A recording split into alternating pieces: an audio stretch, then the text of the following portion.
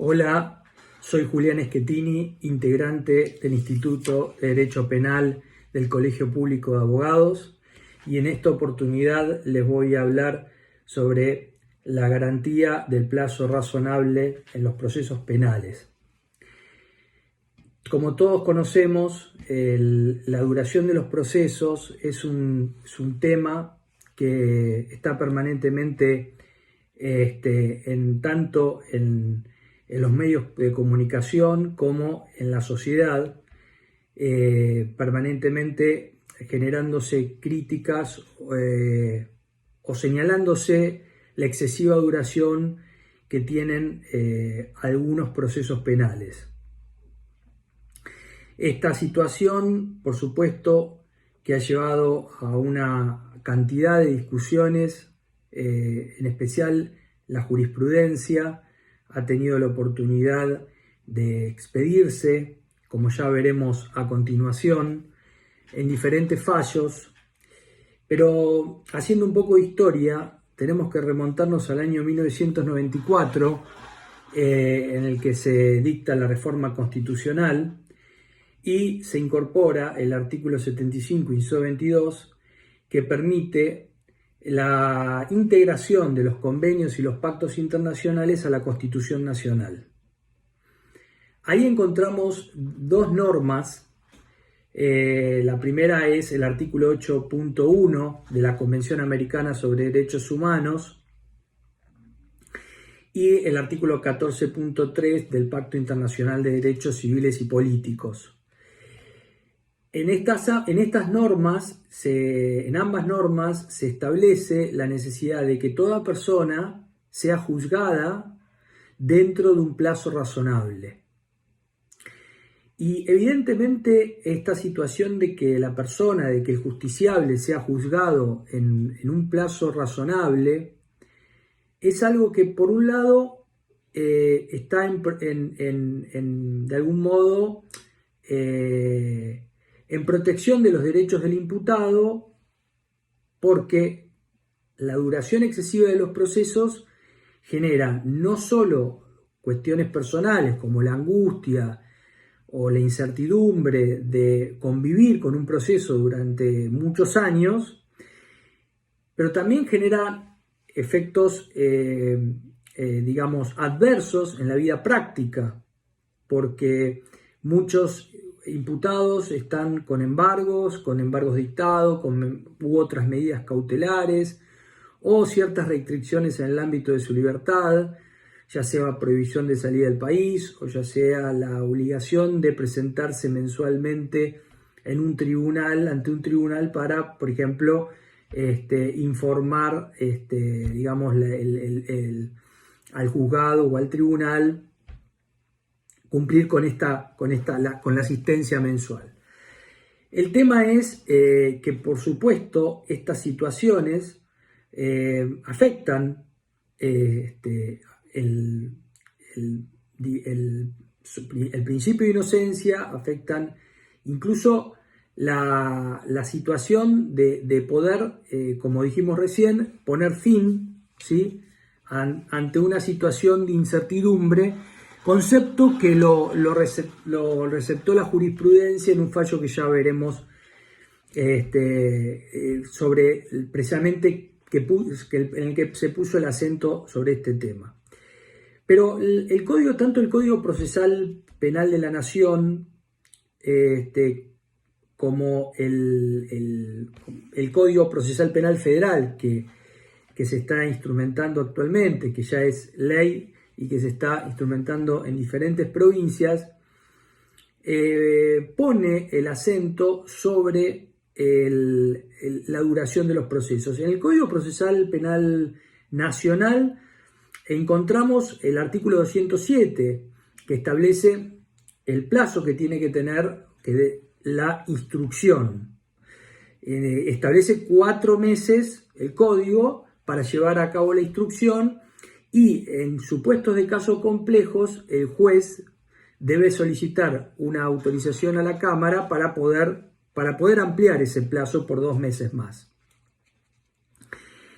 Después tenemos el artículo 306 y el artículo 309 que nos indican el plazo en que el juez tendrá que resolver la situación procesal de los imputados, ¿sí? En ambos supuestos indica 10 días, en donde el juez va a tener que luego de la indagatoria disponer un auto de falta de mérito, un sobreseimiento o un auto de procesamiento. Entonces nos encontramos con situaciones muy particulares en el ámbito judicial, donde vemos que procesos en donde a un imputado se le dicta el auto de falta de mérito y puede estar con falta de mérito años, es decir, casos en donde ha llegado a estar con falta de mérito 5 años, 6 años, es decir, una prolongación evidentemente totalmente excesiva que no está, digamos, en relación con las disposiciones incluso del Código Procesal. Sobre este tema les quiero comentar que el doctor Sarrabairuz, en un artículo de doctrina muy interesante, destacó un concepto que lo voy a pasar a leer porque me parece que es muy, muy gráfico. Y dice así: no parece que la duración del proceso sea una preocupación de los operadores. A ellos han contribuido ciertas interpretaciones, por ejemplo, la distinción entre plazos ordenatorios y plazos perentorios, que quizás como consecuencia no deseada han relajado la aplicación de la garantía. Normalmente, si un abogado defensor, dejando de lado los remedios presentados in pauperis forma, según la doctrina de la Corte Suprema, presenta un recurso de casación pasados 20 días de la notificación de la sentencia, a nadie se le ocurriría criticar la decisión que juzgue esa presentación como extemporánea y por lo tanto inadmisible. Sin embargo, que un expediente no sea despachado por meses no produce la misma reacción. Es decir, la verdad es que cuando leí el artículo me impactó sobre todo por la claridad que tiene y por cómo fue de algún modo explicando estas circunstancias del devenir, digamos, del judicial y cómo se pone el acento en el punto que es clave acerca de algún modo la distinción que existe, ¿no?, entre plazos ordenatorios, plazos perentorios, y que esto ha de algún modo permitido, ¿sí?, o ha, digamos, favorecido que los procesos se prolonguen indefinidamente en el tiempo. El legislador el actual, es decir, quienes intervinieron en la redacción y en la ley que estableció el Código Procesal Penal Federal, esto lo han visto porque en el artículo 18 expresa que toda persona que tiene derecho a una decisión judicial definitiva en tiempo razonable, conforme los plazos establecidos en este código, y el retardo en dictar resoluciones o las dilaciones indebidas, si fueran reiteradas, constituirán falta grave y causal de mal desempeño de los magistrados. Y que el proceso debe ser en un plazo razonable. Es decir, esto es lo que hoy se encuentra plasmado en el artículo 18 del Código Procesal Penal Federal. Como dije hace un rato, la jurisprudencia ha tenido un desarrollo muy interesante sobre el tema del plazo razonable, y el primer fallo que podemos digamos, destacar es el fallo Matei, ¿sí? El fallo Matei, que se resolvió el 29 de noviembre de 1968. En este fallo la Corte ya ha establecido que, digamos, como garantía constitucional de la defensa en juicio, que incluye a todo imputado el derecho a obtener un pronunciamiento que defina en el tiempo más breve su posición frente a la ley y a la sociedad. Posteriormente tenemos como para destacar el fallo Baliarda del 2 de julio de 1981. Este fallo es interesante porque destaca un aspecto, específicamente me refiero a la disidencia del doctor Frías, ¿sí? Destaca un concepto que es muy interesante porque dice que si bien la dificultad en la tramitación e investigación es motivo de ponderación por el legislador y el juez, sin embargo el caso se ha llegado a frustrar, en este caso se ha llegado a frustrar la acción punitiva del Estado por un proceso que se prolonga por más de 22 años. Debe prevalecer entonces el interés jurídico del imputado y corresponde declarar la prescripción de la acción penal. Entonces, aquí vemos ya entra la cuestión de, bueno, la dificultad del proceso, las dificultades probatorias que puede llegar a tener el proceso, la complejidad del proceso, son todos elementos que después vamos a ver cómo los tribunales internacionales en dos fallos, tanto en Geni Lacalle así como en Vallari contra la República Argentina, Geni Lacalle y Vallari versus la Argentina, establecieron bien los parámetros que hay que tomar en cuenta y los parámetros que hay que analizar para determinar si en un caso determinado se afectó o no se afectó el plazo razonable. Después, volviendo a la jurisprudencia de la Corte, tenemos el fallo José Alfredo Martínez de Hoz, que es del 23 de marzo de 1993. Y por último, como destacados sobre esta temática, el fallo Benjamín Kipperman del 16 de marzo de 1999.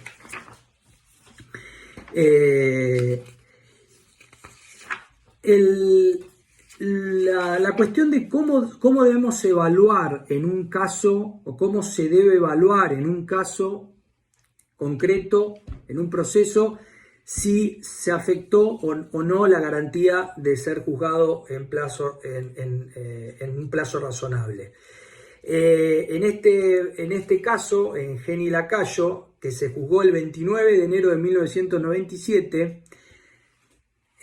la Corte Interamericana estableció que se deben tomar en cuenta tres elementos fundamentales, o sea que se deben analizar tres elementos fundamentales para determinar si efectivamente se afectó la garantía de plazo razonable. Un elemento es la complejidad del caso. El segundo elemento es la actividad de la parte, es decir, si hubo de algún modo de parte del defensor, del imputado, planteos dilatorios, planteos en revisión de recursos, es decir, acciones que hayan de algún modo generado, ¿sí?, la excesiva duración del proceso. Y la conducta de las autoridades judiciales, ¿sí? Entonces, por un lado es la complejidad del caso, ¿sí?, la actividad procesal del imputado, ¿sí?, o del interesado, y la conducta de las autoridades judiciales. Y en Vallari contra Argentina, que es el otro fallo dictado el 30 de octubre del 2008, se estableció desde cuándo se debe tomar, de cuál es el parámetro que se debe tomar para poder entender cuándo se comenzó, cuándo se inició un proceso. Porque un proceso judicial puede comenzar a una fecha determinada y la persona puede ser,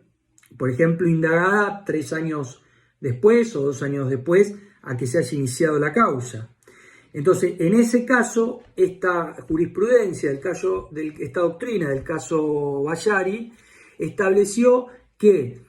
se debe tomar como el inicio del proceso aquella acción por parte del Estado en donde de algún modo legitime pasivamente al individuo. Por ejemplo, una convocatoria a prestar declaración indagatoria, la notificación de una pericia contable, ¿no? Para que la persona proponga un perito, es decir, ahí ya se está de algún modo legitimando pasivamente al individuo, y a partir de ahí es donde se debe contar el plazo del comienzo del proceso para poder determinar posteriormente si se ha afectado o no la garantía. Y por otro lado, otra de las cuestiones u otra de las dudas, u otra de las cuestiones controvertidas, ¿sí?, que se generaron es cuál es la vía para poder, solicitar